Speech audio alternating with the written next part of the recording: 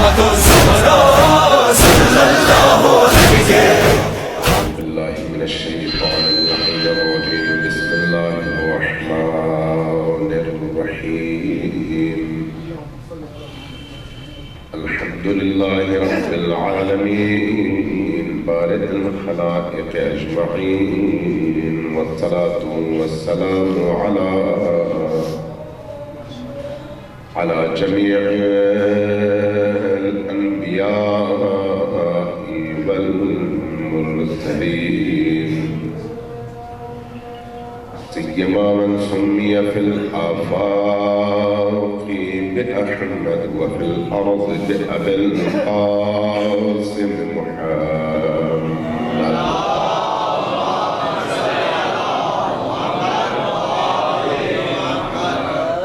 والصلاة والسلام على أولاده الطيبين الطاهرين المعصومين الميامين، واللعنة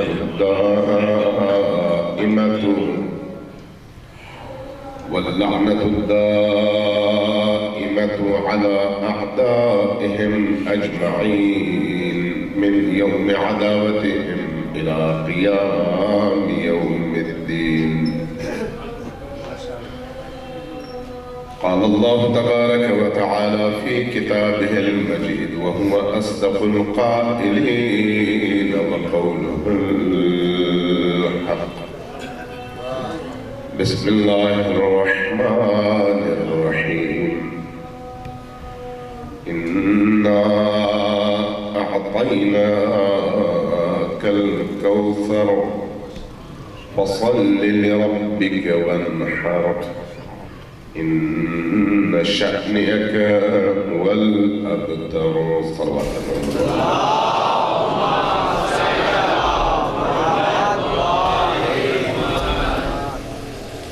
اللہ تبارک و تعالیٰ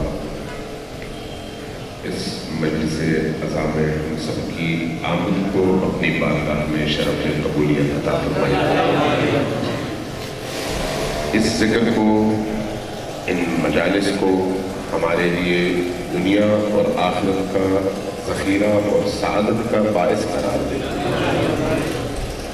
جن مرحومین کے ایصال ثواب کے لیے قیام کربلا کمیٹی نے ان مجالس کا سلسلہ شروع کیا ہے، ان تمام مرحومین کو، خصوصاً آج جن مرحومین کی نیت سے مجلس کا انعقاد ہو رہا ہے، انہیں سید الشہداء کے ساتھ اور کربلا کے ان عظیم شہداء کے ساتھ محشور فرمائے. عزیزان گرامی، آپ نے یقیناً سوچا ہوگا، اگر نہیں تو آپ سوچئے گا کہ آج آپ لوگ اس مجلس میں کیوں تشریف لائے ہیں.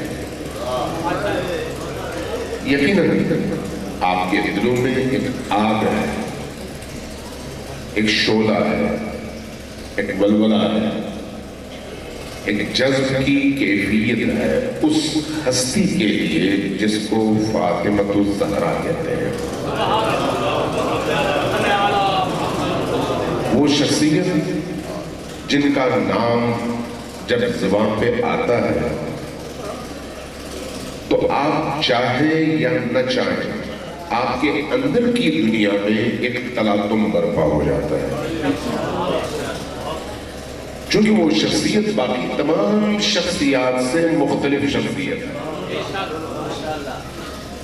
میں لفاظی نہیں جانتا اور نہ کر سکتا، لیکن یہ کائنات کی ایک آفاقی حقیقت ہے کہ فاطمہ الزہرا سلام اللہ علیہا کیا ہے، اس کا ادراک غیر معصوم کو ہو ہی نہیں سکتا. اس لیے بعض بزرگوں نے کہا الفاطمۃ والفاطمہ وما ادراک ما الفاطمہ. فاطمہ تم کیا جانو، فاطمہ کیا ہے اور کون ہے. عقل بشر کی رسائی وہاں تک ہے نہیں جہاں پر فاطمہ کے قدم زمین پر لگتے ہیں. اس لیے کہ ہم کائنات کی افضل ترین ہستیاں انبیاء کو سمجھتے ہیں. اسلام کا ایک بنیادی عقیدہ ہے، اور اسی عقیدے کے تسلسل میں ان تمام انبیاء سے افضل ترین ہستی نبی کریم محمد مصطفیٰ احمد مجتبیٰ صلی اللہ علیہ وآلہ وسلم کو سمجھتے ہیں. ہمارا ایمان ہے جس ہستی کو ہم کائنات کی روح قرار دیتے ہیں وہ کون ہے؟ نبی کریم صلی اللہ علیہ وآلہ وسلم. اس لیے کہ احادیث میں کہا گیا کہ لولاک لما خلقت الافلاک، اگر آپ نہ ہوتے تو کائنات، افلاک، فلک، آسمان، زمین، یہ چرند پرند موجودات، ان کو اللہ خلق نہ کرتا. اللہ نے ان تمام چیزوں کو خلق کیا ہے، اور اس تخلیق کا باعث کون ہے؟ نبی کریم احمد مصطفیٰ صلی اللہ علیہ وآلہ وسلم کی ذات بابرکت. لیکن کچھ احادیث ایسی ہیں جو ہمیں بتاتی ہیں کہ لولا فاطمۃ لما خلقتکما، اگر فاطمہ نہ ہوتی تو علی اور محمد کو بھی خلق نہ کیا جاتا. غور کیجئے گا، آپ کو اندازہ ہو جائے. بعض لوگ ان احادیث کو غلو سمجھتے ہیں. نہیں، ایسا نہیں ہے. ہماری عقل کی سطح اتنی نہیں ہے کہ ہم ان احادیث کی گہرائیوں تک پہنچ سکیں. مشکل یہ ہے. اگر یہ مشکل حل ہو جائے تو پھر اس کو سمجھنا زیادہ مشکل نہیں ہے. خود نبی کی سیرت بتاتی ہے. نبی کی سیرت وہ کیا ہے؟ نبی کریم کی سیرت کے حوالے سے شیعہ اور سنی دونوں مکاتب فکر کا، یعنی اسلام کے ان دونوں بازوں کا اتفاق ہے کہ کائنات کی وہ واحد ہستی جس کی آمد پر نبی اپنی جگہ سے کھڑے ہو جاتے ہیں، اور صرف کھڑے نہ ہوتے بلکہ استقبال کے لیے چند قدم آگے جاتے ہیں. صرف چند قدم آگے نہ جاتے بلکہ آگے جانے کے بعد ان کا بوسہ لیتے اور پھر ان کا ہاتھ پکڑتے آتے وہاں جہاں پر تشریف فرما تھے، خود اپنی جگہ ان کو بٹھاتے اور خود سامنے بیٹھ جاتے. یہ کیسا احترام ہے، یہ کیسی تکریم ہے. کیا یہ تکریم ایک باپ کی طرف سے بیٹی کی تکریم ہے، یا پھر اللہ کے آخری نبی کی طرف سے ایک ولیت اللہ کی تکریم ہے؟ اگر باپ کی بیٹی کی نسبت تکریم ہو تو پھر بہت ساری بیٹیوں کے ساتھ ایسا ہی ہونا چاہیے. جو کہ ہم کہتے ہیں ایک بیٹی، اہل سنت کہتے ہیں 4 بیٹیاں. تو چلے، اگر ایک باپ کی بیٹی کی نسبت تکریم ہے تو پھر چند باتیں سامنے آتی ہیں. کہیں کسی اور بیٹی کے حوالے سے کوئی ایک آدھ لولی لنگڑی حدیث یا واقعہ بھی ایسا ملتا ہے کہ جس میں نبی نے یوں تکریم کی ہو اپنی اس بیٹی کی؟ یقیناً نہیں ملتا، کسی نے نقل نہیں کیا. اس سے قطع نظر کے روایات یہ والی صحیح ہے نہیں ہے وہ اپنی جگہ، لیکن کسی نے نقل نہیں کیا. اور دوسری بات، نبی کا ہر فعل جو کہ امت کے لیے ہے وہ سنت کہلاتا ہے. ہر فعل سنت کہلاتا ہے. کبھی آپ نے سنا کہ اپنی بیٹی کے استقبال کے لیے چند قدم آگے جانا، اس کا بوسہ لینا، اس کو لا کر اپنی جگہ بٹھانا اور خود سامنے بیٹھنا بھی سنت کہلائے؟ یہ نبی کی آنکھ کو دکھانے کے لیے عمل کا نام نہیں ہے. یہ اس مقام کی تعظیم ہے جس مقام پر فاطمۃ الزہرا سلام اللہ علیہا فائز ہے. اس مقام کی تقریب، اس مقام کی عزت، اس مقام کی حرمت اور اس مقام کا احترام اس لیے فاطمہ سلام اللہ علیہا اور نبی کا جو رابطہ ہے وہ یونیک رابطہ ہے، بالکل یونیک رابطہ، اس کی کوئی مثال کہیں اور نہیں ملتی. سلوات بھیجیے محمد علی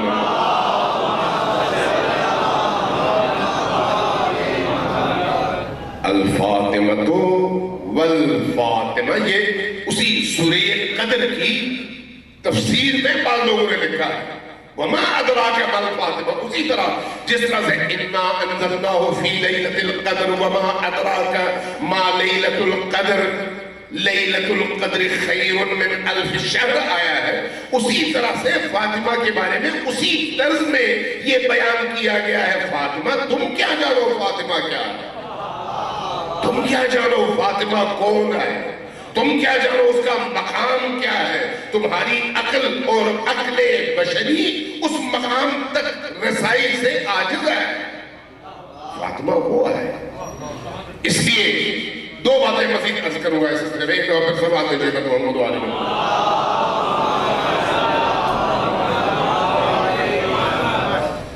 ایک یہ کہ شیعہ سنی تمام روایات میں یہ بات آئی ہے کہ نبی کریم صلی اللہ علیہ وآلہ وسلم نے فاطمہ الزہرا سلام اللہ علیہا کے مقام کو بیان کرنے کے لیے اور ان کی عظمتوں کو امت کے دلوں میں زندہ کرنے کے لیے اور امت کے ہر فرد کی فکر کو، سوچ کو، ذہن کو، توجہ کو اس ہستی کی طرف مرتکز کرنے کے لیے، متوجہ کرنے کے لیے نبی کریم نے کچھ اعمال ایسے کیے ہیں جو کسی اور کے لیے کبھی نہیں کیے.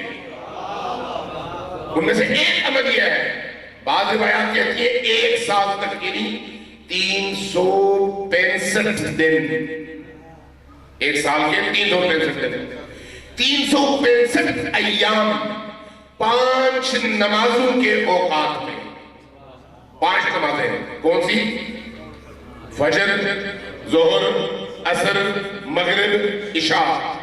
یہیں پر بریکٹس پہ جملہ بھی میں عرض کرتا چلوں، مسلمانوں کی نمازیں 5 ہی ہوتی ہیں، 3 نہیں ہوتی. شیعہ بھی 5 نمازیں پڑھتے ہیں، 3 نہیں پڑھتے.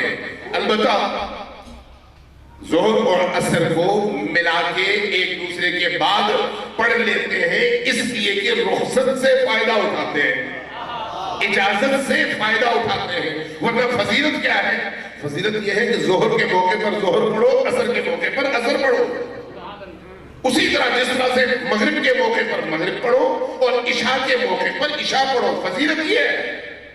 لیکن چونکہ اجازت ہے اس لیے شیعہ ملا کے پڑھتے ہیں اور اس کے دیکھا دیکھی چونکہ تعصب کی فضا ہماری عقل پر ہمیشہ غالب رہتی ہے، اس لیے بعض لوگ پھر جدا پڑھنے کو ہی ضروری سمجھتے ہیں اور ہمارے شیعہ ملا کر پڑھنے کو ہی ضروری سمجھتے ہیں. نہ وہ ضروری ہے نہ یہ ضروری ہے. ملا کے بھی پڑھ سکتے ہیں اور الگ الگ بھی پڑھ سکتے ہیں. لیکن فضیلت کیا ہے؟ فضیلت یہ ہے کہ آپ الگ الگ پڑھیں، اپنے اپنے اوقات میں پڑھیں، چونکہ وہ فضیلت کا موقع ہے.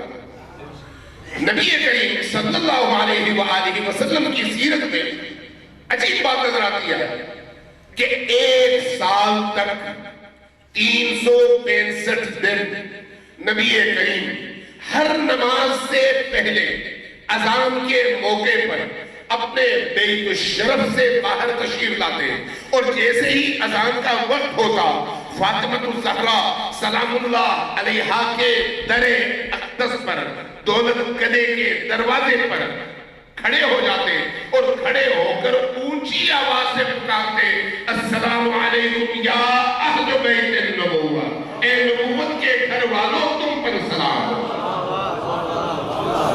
گھر کس کا تھا؟ فاطمہ الزہرا سلام اللہ علیہ. اور اس دروازے پر آ کر نبی، وہ نبی جس کے قدموں پر 1,23,999 انبیاء بیٹھنے کو اپنے لیے شرف سمجھتے ہیں، عزت سمجھتے ہیں، وہ نبی फातिमा के दरवाजे पर आकर हर नमाज की अजान से पहले सलाम करके बताते हैं, पहचानो फातिमा कौन है, फातिमा कौन है। फिर जरा आगे बढ़िए, मैं बात को फैलाने का कायल नहीं हूं, मुख्तसर लेकिन जो मगज़ है वो आप तक पहुंचाना चाहूंगा। जरा गौर कीजिएगा, आप अब भी अपनी महफिलों में आप दुआए क़िसा पढ़ते हैं। ये क्या है दुआए क़िसा? जिसमें आप पंजतने पाक की तक़दीस बयान करते हैं और एक रिवायत या एक हदीस जो कि खासी तूलानी भी है, उस पूरी हदीस को आप पढ़ते हैं सवाब की नीयत से। जबकि सवाब की नीयत से पढ़ने के लिए ये दुआ नहीं उतरी, ये उतरी है आपको समझाने के लिए। सवाब कमाने के हजार तरीके होंगे, ये उतरी है आपको समझाने के लिए कि इस चादर के अंदर मौजूद हस्तियों को पहचानो। जब पहचानोगे तो फिर इनसे जुदा नहीं होगे, और उस पहचानने का रास्ता ये पढ़ना है। पहचानोगे तो फिर उनके साथ खड़े हो जाओगे, साथ खड़े हो जाओगे तो फिर जहां वो होंगे वहीं पर तुम होगे, जहां वो नहीं होंगे वहां पर तुम भी नजर नहीं आओगे। इसी हदीस के सामने, जो कि हदीस है, दुआ है, मुनाजात है, सब कुछ उसके अंदर मौजूद है। आप जब इसकी रूह देखें तो आपको ताज्जुब होगा। जब इस अस्हाबे क़िसा यानी 5 शख्सियात का तारुफ करवाया जाता है तो किस उन्वान से तारुफ करवाया जाता है? इस खानदान का बड़ा कौन है? मोहम्मद मुस्तफा सल्लल्लाहु अलैहि वसल्लम। और उसके बाद उनका नायब कौन है? अली मुर्तजा शेर खुदा अलैहिस्सलातु वस्सलाम। और उनके बाद आइम्मा कौन है? हसन मुश्तबा और हुसैन शहीद करबला। लेकिन इस हदीस में महबर इनमें से कोई नहीं है।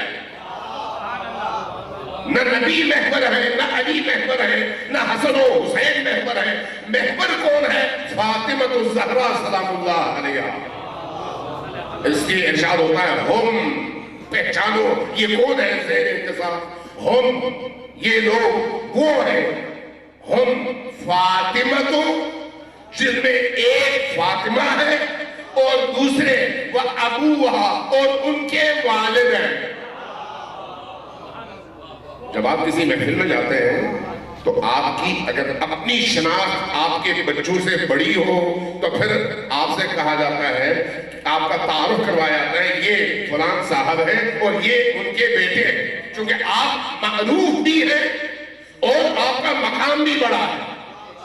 लेकिन अगर किसी जगह बेटा जनरल हो फर्ज करें, या किसी और ऐसे अच्छे ओहदे पर हो, MNA हो, MPA हो, या कोई 22वें ग्रेड का ऑफिसर हो, वहीं पर अगर उसका बड़ा भाई भी हो या बाप भी हो तो तारुफ करवाते हुए कहते हैं कि ये साहब तो आप जानते ही हैं, ये इनके भाई हैं या ये इनके वालिद हैं। पहचान किससे होती है? उससे जिसको सब पहचानते भी हो और उसकी अजमत के कायल भी हो।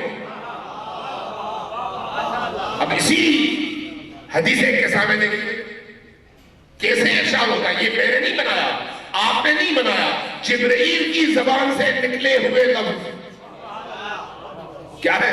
हम ये लोग कौन है? हम ये लोग वो है जिनमें महबर और मरकज फातिमा है। हम फातिमतो व अबूहा, ये फातिमा है और ये उनके वालिद हैं। व बालुहा, और ये उनके शौहर हैं। व बलूहा, और ये उनके दोनों बेटे हैं।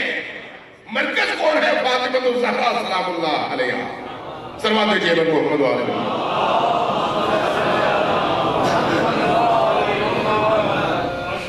फातिमा ज़हरा कोई मामूली हस्ती नहीं है, कोई मामूली हस्ती नहीं है। इसलिए फातिमा ज़हरा को पहचानने की जरूरत है, समझने की जरूरत है। जितनी अकल, जितना शऊर, जितना ادراک اللہ نے مجھے اور آپ کو دیا ہے، اس حساب سے ہمیں پہچاننے کی ضرورت ہے۔ اور یہ پہچاننا پہلا قدم ہے ان کے قریب جانے کے لیے۔ نبی کریم کی روایت ہے، فرمایا کہ علی و فاطمہ ابوا ہذہ الامہ، علی اور فاطمہ اس امت کے والد اور والدہ ہیں۔ توجہ ہے، نبی کریم نے فرمایا کہ میری امت کے ماں اور باپ فاطمہ اور علی ہیں، لہذا حلال زادہ وہ ہے جو ان کو پہچان سکے، تب وہ اپنے بارے میں مطمئن ہو، نہ پہچان سکے تو پھر تلاش کرے۔ اس لیے ان ہستیوں کو پہچاننا ہماری ایمانی ضرورت ہے، ایمانی ضرورت۔ آگے پھر تاریخ پر بحث کرتے رہے، ان کے فضائل پر بحث کرتے رہے، گفتگو کرتے رہے، لیکن یہ یاد رکھیے گا سب سے پہلا مرحلہ یہ ہے کہ آپ ان کو پہچان سکیں، اور پہچاننے کے لیے نبی کی زبان سب سے اہم ہے کہ نبی کی زبان مبارک سے کیا نکلا ہے ان ہستیوں کے لیے۔ صلوات دیجیے گا محمد علیہ۔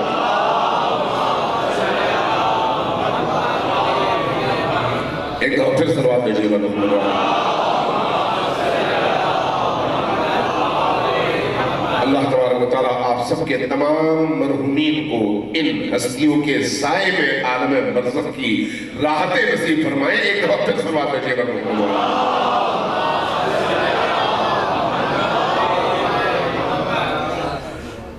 امام خمینی کا نام آپ نے سنا ہے، اور یقیناً کچھ لوگوں نے دیکھا بھی ہوگا، کچھ لوگوں نے ان کی زبان سے نکلے ہوئے فرمودات سنے بھی ہوں گے۔ امام خمینی سے میں نے خود یہ سنا، کہنے لگے کہ ہماری روایات کے مجموعے میں، روایات سے مراد یعنی احادیث، ہمارے احادیث کے مجموعے میں نبی کریم کے بعد امیر المؤمنین علی ابن ابی طالب سے لے کر امام عصر تک کسی امام کے حوالے سے ایسی روایات کی کتابوں میں اتھینٹک، مستند اور ثابت شدہ نہیں ہے جس پر علماء حدیث نے مہر سند لگائی ہو کہ جبرائیل کسی امام پر اترتا ہو یا اترا ہو۔ کہیں پر کوئی ایسی روایت نہیں ہے، لیکن عجیب بات یہ ہے کہ جب نبی کا ارتحال ہوا، نبی نے پردہ فرمایا، اللہ نے نبی کریم کو اپنے پاس بلا لیا، اس وقت سے لے کر فاطمہ الزہرا سلام اللہ علیہا کے وصال تک اس پورے عرصے میں بار بار فرشتہ اترتا رہا فاطمہ الزہرا کی بارگاہ میں۔ یہ ہماری کافی کی روایات ہے اور معتبر ترین روایات کہ فاطمہ الزہرا سلام اللہ علیہا کا مقام وہ مقام ہے کہ فرشتہ فاطمہ پر اترتا رہا اور لکھواتا رہا، اور وہ جو کچھ لکھواتا رہا اسی کو ہم صحیفہ فاطمہ کہتے ہیں۔ صحیفہ فاطمہ قرآن نہیں ہے، بلکہ فرشتے کا ابلاغ کردہ غیب کی وہ خبریں اور وہ تعلیمات ہیں جو فاطمہ الزہرا سلام اللہ علیہا کو لکھوائی گئی اور آپ نے لکھی اور محفوظ کر لی، اور پھر وصیت فرمائی امیر المؤمنین کو کہ اس کو سنبھال کے رکھیے گا، اور اس کے بعد نسل در نسل ہر امام تک یہ صحیفہ ایک امانت کے طور پر اور امانت امامت کے طور پر پہنچتی رہی۔ سلوات دیجیے گا محمد علیہ۔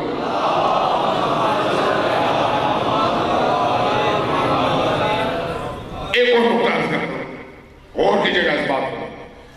فاطمہ الزہرا سلام اللہ علیہا کی حیثیت ان اہل البیت کے درمیان کیا ہے اس کا اندازہ آپ کو حدیث قصہ سے ہو گیا، لیکن ہم نبی کریم سے لے کر امام عصر تک، امام زمان تک 14 ہستیوں کے قائل ہیں۔ ان 14 میں 13 ہستیاں وہ ہیں جن کے پاس امامت موجود ہے۔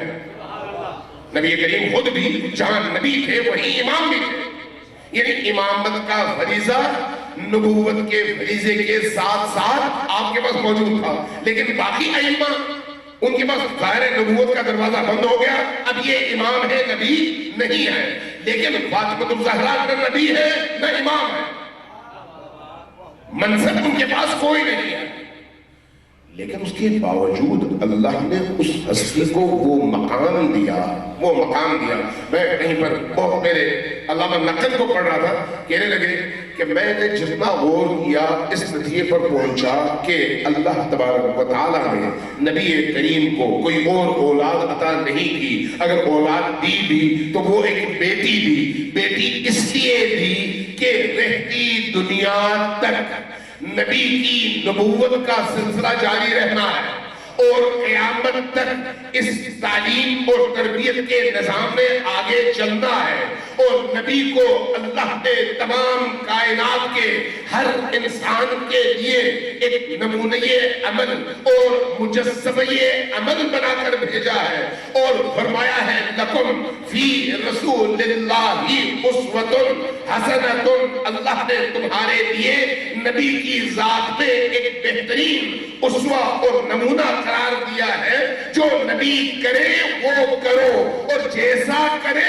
ویسا کرو۔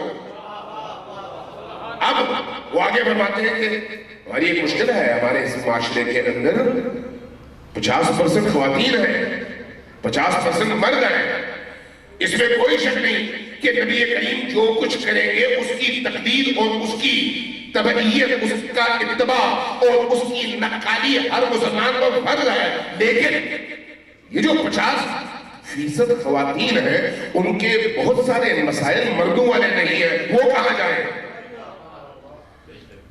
یہ جو 50% کی آبادی ہے، یعنی آدھی انسانی آبادی، وہ اپنے مسائل میں جو ان سے مخصوص ہے، ان مسائل میں چونکہ ایک ماں کا کردار نبی ادا نہیں کر سکتے، ایک بہن کا کردار نبی ادا نہیں کر سکتے، ایک بیٹی کا کردار نبی ادا نہیں کر سکتے، ایک خاتون کی حیثیت سے معاشرے کے اندر اپنے رہبر و رہنما کی مدد کیسے ہونی چاہیے، اتباع کیسے ہونا چاہیے، اولاد کی تربیت کیسے ہونی چاہیے، معاشرے کی تربیت کیسے ہونی چاہیے، ایک ماں کیسے ہوگی، ایک بہن کیسی ہوگی، ایک بیٹی کیسی ہوگی، یہ رشتے اور یہ نسبتیں آپ نبی میں تلاش نہیں کر سکتے۔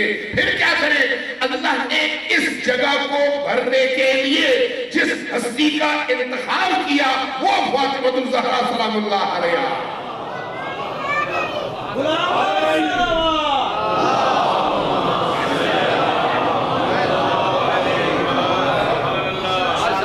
وہ فاطمہ الزہرا سلام اللہ علیہا کی ذات ہے، اس لیے ان کو اللہ نے شریکِ کار رسالت بنا کر نبی کے ساتھ نتھی کر دیا کہ اب نبی جو کچھ اس بیٹی کے ساتھ کرے اس کو بھی دیکھو، اور جو کچھ نبی کی یہ بیٹی انجام دے اس کو بھی دیکھو، دونوں کو ملا کر اپنی زندگی کا اصول وضع کرو، اور اس کے مطابق مائیں، بیٹیاں اور بہنیں اپنی زندگی گزارے اور مرد اپنی زندگی گزارے۔ سماعت جیب محمد والوں،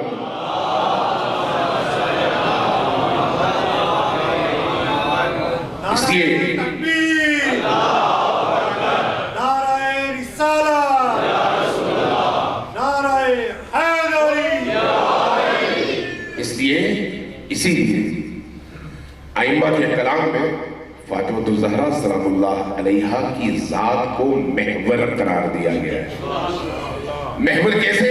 کہا گیا ان کی ذات ایسے ہے جیسے شمع ہے نا، شمع کے ارد گرد پروانے جس طرح سے طواف کرتے ہیں، باقی 13 ہستیاں اس ہستی کے گرد طواف کرتی ہیں،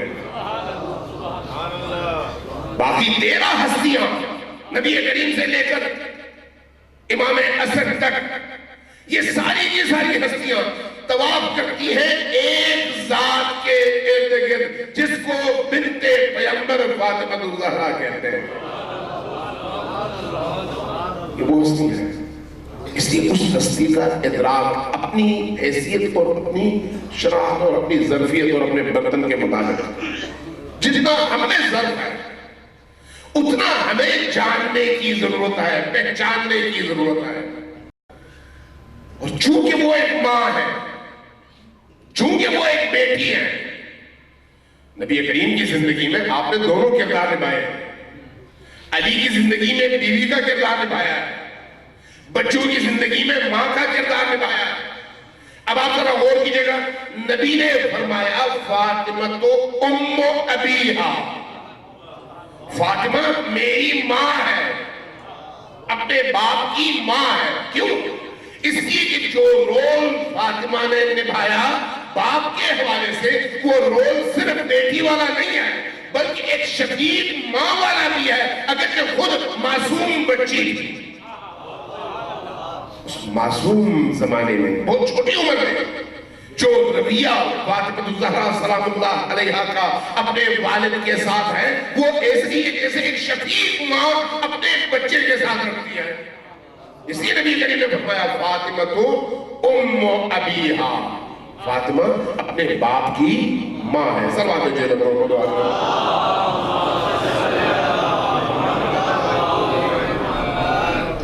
اس لیے فاطمہ الزہرا سلام اللہ علیہا کے یہ ایام معرفت فاطمہ کے لیے بھی انتہائی ضروری ہے، عرفان فاطمہ کے لیے کہ فاطمہ ہے کیا. آپ ان کے کلام کو دیکھیے. ہماری مشکل یہی ہے کہ ہم علی کو بہت زیادہ چاہتے ہیں، فاطمہ الزہرا سلام اللہ علیہا کو بہت زیادہ چاہتے ہیں، لیکن کبھی ہم نے ان کی ہوئی گفتگو اور ان کی زبان سے نکلے ہوئے فرامین کے ذریعے سے ان کو پہچاننے کی کوشش کبھی بھی. اگر اسی محفل میں ہم سے کہا جائے کہ ایک واقعہ ہے عقیل کا، کہ عقیل آئے امیر المومنین کی بارگاہ، یاد ہے آپ کو، سب نے سنا ہوا اور عرض کیا کہ میرے حالات بہت خراب ہیں اور کچھ میری مدد کیجیے. امیر المومنین کیا کر رہے تھے؟ اپنے جوتے سی رہے تھے، ٹانگ رہے تھے، پھٹی ہوئی جوتی تھی، اور اس میں جو مکالمہ ہوا میں اس کی طرف نہیں جاتا. لیکن تاریخ میں امیر المومنین کے اس جوتے کی یاد کو کتابوں میں زندہ رکھا. ایسا ہی ہے چونکہ امیر المومنین کا جوتا ہے.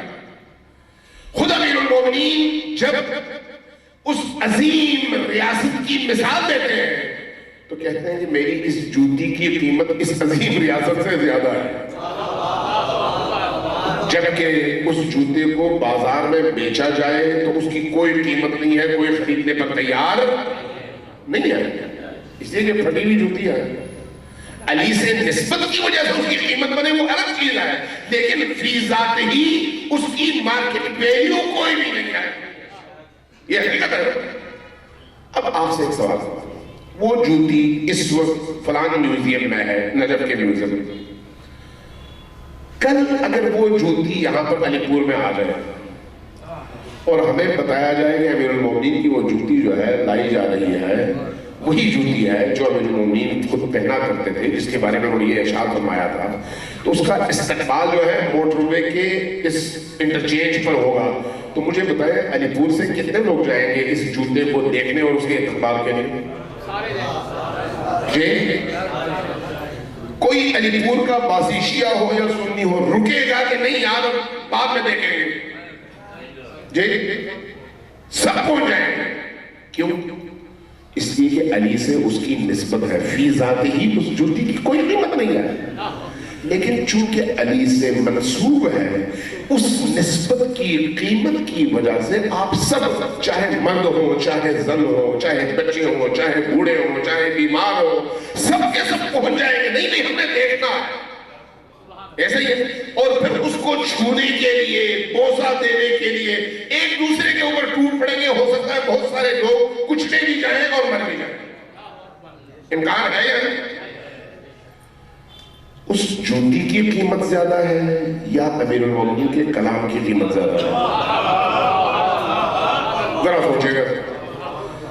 امیر المومنین نبی کریم کی رحلت سے لے کر اپنی شہادت تک کے اس 29 سال کے دوران، 29 سال، 4 سال 11 مہینے تقریباً خلافت کے، اور 25 سال محرومیت کے نبی کریم کی رحلت اور پردہ فرمانے کے بعد ان 29 سالوں میں جو کچھ مولا نے فرمایا وہ سب ہمارے پاس موجود نہیں ہے، لیکن ان میں سے کم از کم کچھ ایسی چیزیں موجود ہیں جو تاریخ نے اپنے حافظے میں ان کو محفوظ کیا اور علماء نے ان کو پھر تدوین کر کے کتابی صورت میں ڈھال لیا۔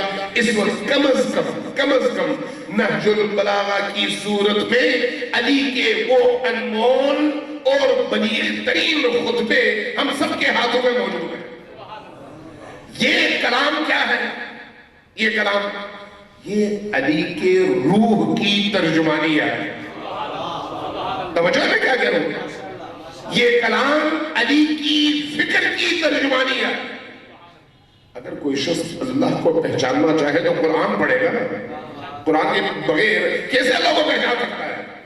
قرآن بتائے گا کہ اللہ کیا ہے، جو کلام اتنا بلند ہے۔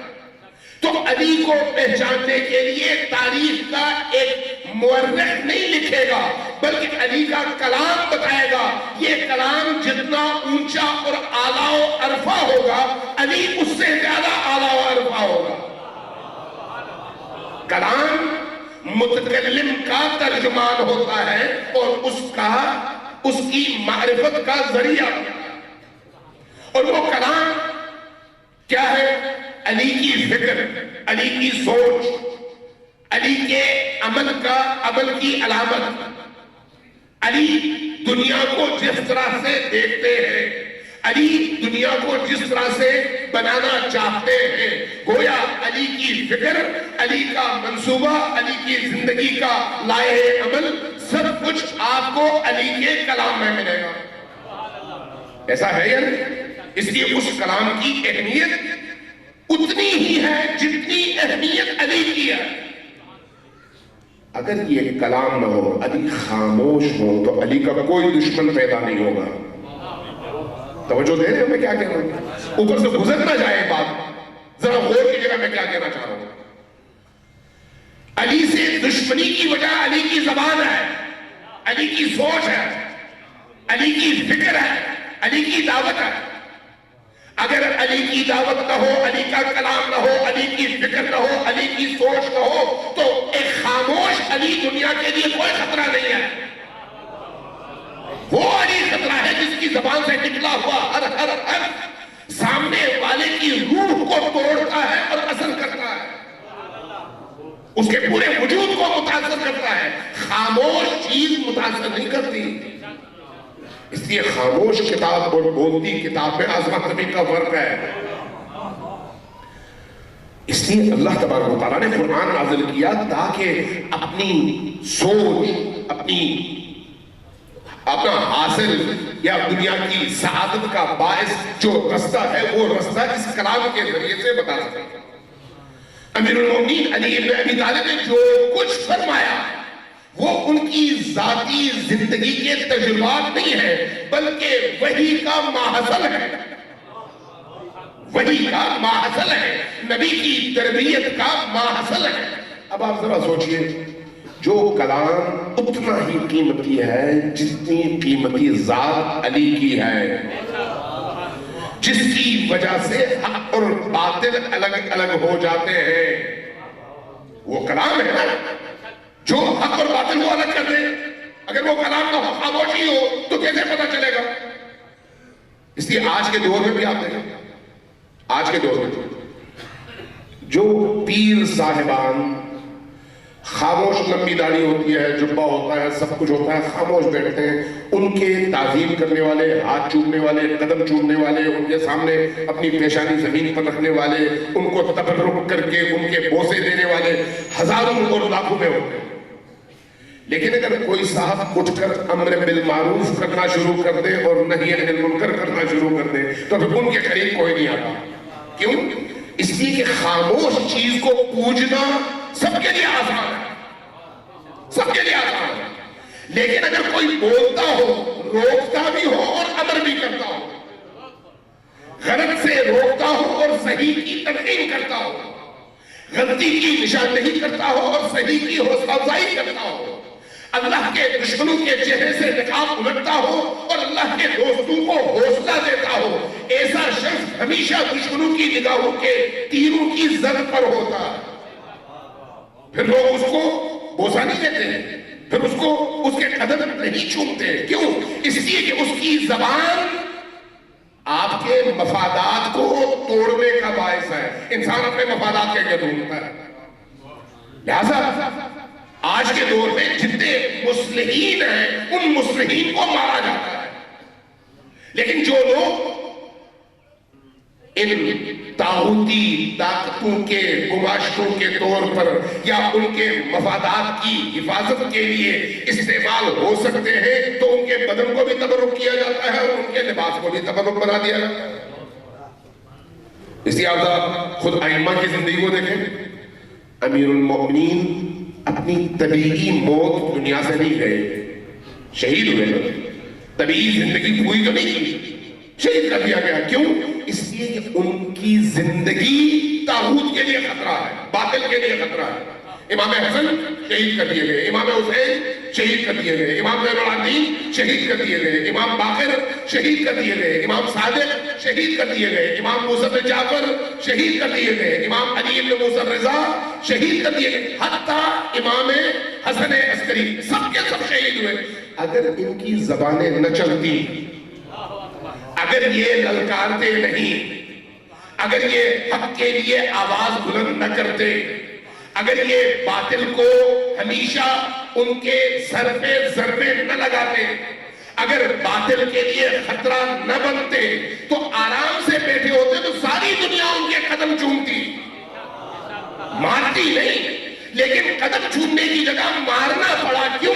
اس لیے کہ ان کا عمل، ان کی گفتگو، ان کی زبان، ان کی فکر، ان کی سوچ، ان کی دعوت وہ ہے جس سے باطل ہمیشہ گھبراتا ہے اور اس کو ہمیشہ نقصان پہنچتا ہے۔ لہٰذا یہ جو زبان سے نکلنے والا کلام ہے یہ اس متکلم کی فکر کا ترجمان ہے، اور قیمت اتنی ہی ہے اس کلام کی جتنی قیمت اس شخصیت کی ہے۔ اب ذرا غور کیجئے گا، میں نے پہلے مثال دی امیر المؤمنین کے جوتے کی۔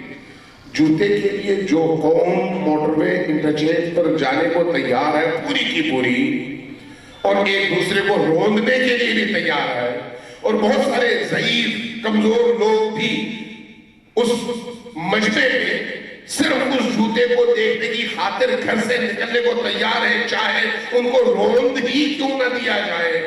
وہی قوم کیا امیر المؤمنین کے کلام کو پڑھنے کے لیے بھی اتنی ہی تیار ہے؟ کبھی ہم نے نہج البلاغہ کھول کر ایک خطبہ پورا ترجمے کے ساتھ پڑھ کے یہ جاننے کی کوشش کی کہ علی ہم سے کیا کہتے ہیں؟ کیا فاطمہ الزہرا سلام اللہ علیہا کا خطبہ فدکیہ کبھی ہم نے ایک دفعہ کھول کر پورے کا پورا خطبہ پڑھ کر یہ سمجھنے کی کوشش کی کہ وہ جو کائنات کی عظیم ترین ہستی ہیں جن کے گرد یہ 13 کی 13 ہستیاں طواف کرتی ہیں، اس شخصیت اور اس ہستی نے ہم سے کیا کہا ہے؟ سلوات دیجیے محمد والا۔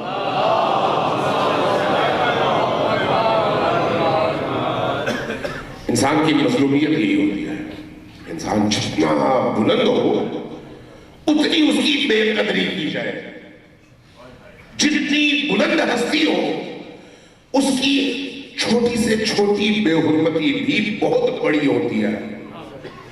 آپ یہاں پر دیکھیں، اگر کسی 60 سالہ سفید ریش بزرگ کو کوئی شخص نیچے سے کوئی غلط جملہ کہہ دے تو سب اس پر پھل پڑیں گے، یہ بزرگ تھے، تم نے احترام نہیں کیا۔ لیکن وہی جملہ اس کے ہم عمر یا اس سے چھوٹے کسی بچے سے کہا جائے تو رد عمل کوئی نہیں آئے گا۔ کیوں؟ اس لیے کہ جو انسان جتنا بڑا ہوتا ہے اس کی حرمت بھی اتنی ہی بڑی ہوتی ہے۔ اب آپ اس اعتبار سے دیکھیں کہ وہ ہستیاں جن کو ہم ائمہ اہل البیت کہتے ہیں، کائنات کی روح ہستیاں ہیں، اللہ کا انتخاب کردہ ہستیاں ہیں۔ اللہ تبارک و تعالیٰ نے کائنات کی جتنی خوبیاں ہیں وہ تمام کی تمام خوبیاں ان ہستیوں میں مرتکز کر دی ہیں، ان میں جمع کر دی ہیں، یہ وہ ہستیاں ہیں۔ اب اگر ان ہستیوں کے ساتھ ایسی بے حرمتی کی جائے کہ ان کی زندگی کے آخری اوقات اور آخری لمحات میں ان پر وہ ظلم ڈھایا جائے جو کسی عام فرد پر بھی ڈھانا خلاف شان ہے اور انسان لرز اٹھتا ہے، تو اس صورت میں انسان ان ہستیوں کی مظلومیت سے کتنا متاثر ہوتا ہے۔ زہرا اطہر سلام اللہ علیہا وہ ہستی ہے، وہ ہستی جس پر جبرائیل اترے، جس کا احترام نبی کرے، جس کا احترام علی کرے، جن کے سامنے کوئی اونچی آواز سے بات کرنے کو تیار نہ ہو، جس کے احترام کے لیے نبی اٹھے اور چند قدم آگے جا کر ان کو اپنے سینے سے لگائیں، ان کا بوسہ دیں، انہیں اپنی جگہ بٹھائیں، خود سامنے بیٹھے اور اس عزت و تکریم کے ساتھ پوری دنیا کو 1 سال تک مسلسل یہ عمل انجام دے کر بتا دیں، ان کو بھی جو مدینہ میں رہتے تھے اور ان کو بھی جو کبھی کبھی مدینہ آتے تھے۔ 1 سال مسلسل اس عمل کا مطلب کیا تھا؟ مطلب یہ ہے کہ اہل مدینہ تو دیکھیں ہی دیکھیں، جو لوگ سال میں 1 دفعہ آتے ہیں، سال میں 2 دفعہ آتے ہیں، وہ بھی دیکھیں کہ نبی اس بیٹی کا احترام کتنا کرتے ہیں اور کتنی عظیم سمجھتے ہیں اس ہستی کو، بتانا مقصود ہے۔ اور جس کے بارے میں نبی اپنی زبان سے ایک جملہ ایسا ارشاد فرمائے جو شیعہ اور سنی دونوں نے نقل کیا ہے، وہ کیا ہے؟ فاطمہ الزہرا سلام اللہ علیہا کے حوالے سے کہ من احبہا احبنی، جس نے فاطمہ سے محبت کی اس نے مجھ سے محبت کی۔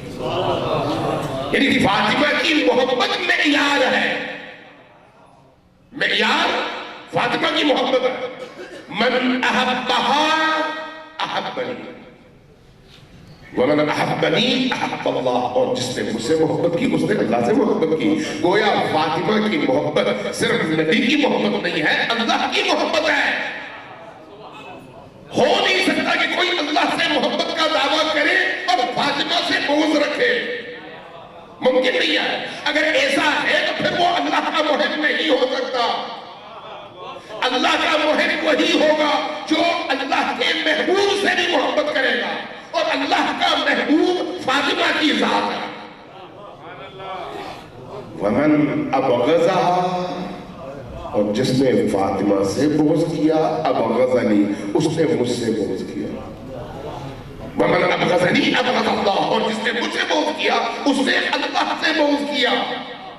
من آذاہا آذانی ومن آذانی آذ اللہ، جس نے فاطمہ کو اذیت دی اس نے مجھے اذیت دی، اور جس نے مجھے اذیت دی اس نے اللہ کو اذیت دی۔ فاطمہ وہ ہے۔ اب ذرا غور کیجئے گا،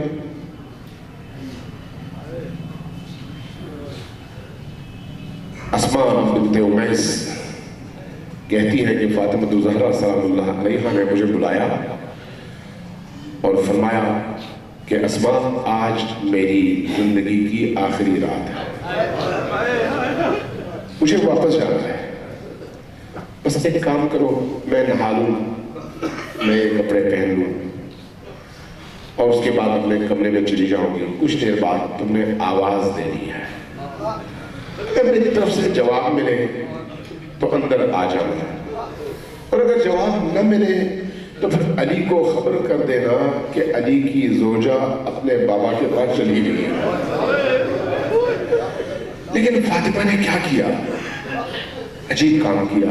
امام حسن کو بلایا، امام حسین کو بلایا، حضرت زینب کو بلایا، ام کلثوم کو بلایا، ان چاروں بچوں کو نہلایا دھلایا، نئے کپڑے پہنائے، پہنانے کے بعد خود اپنی باری آئی، آپ نے خود یہی عمل انجام دیا۔ پھر اس کے بعد کمرے کا دروازہ بند ہو گیا۔ اسماء کہتی ہے کہ میں کافی دیر بعد میں نے آواز دینی شروع کر دی، میں نے 2 4 5 6 آوازیں دی، یا بنت رسول اللہ، یا بنت رسول اللہ، لیکن آواز پہ جواب کوئی نہیں آیا۔ جب جواب نہیں آیا تو میں گھبرا گئی، میں نے غلام سے کہا، غلام نے علی سے کہا، علی تڑپتے ہوئے آئے، میں اس تفصیل میں نہیں جاتا، تڑپتے ہوئے آئے۔ جب گھر پہنچے تو عجیب منظر تھا، حسن لپٹے ہوئے تھے، حسین لپٹے ہوئے تھے، حضرت زینب و ام کلثوم دونوں لپٹی ہوئی تھیں، لیکن ایک عجیب منظر تھا کہ یہ جو تین بچے تھے یہ تو رو رہے تھے، لیکن حسن جس طرح سے رو رہے تھے وہ رونا بڑا عجیب تھا، تڑپ تڑپ کر اور بلک بلک کر۔ اس کی وجہ کیا تھی؟ بعد لکھا وہ راز حسن کے دل میں تھا جو باقی بچوں کے دل میں نہیں تھا۔ وہ کیا تھا؟ حسن نے وہ کچھ دیکھا تھا جو باقی بچوں نے نہیں دیکھا تھا۔ کیا دیکھا تھا؟ جب فاطمہ اس کوچے میں داخل ہوئی تو وہ شقی جب سامنے آیا تو شقی کا ہاتھ اٹھا اور فاطمہ زمین پر گری۔ جب زمین پر گری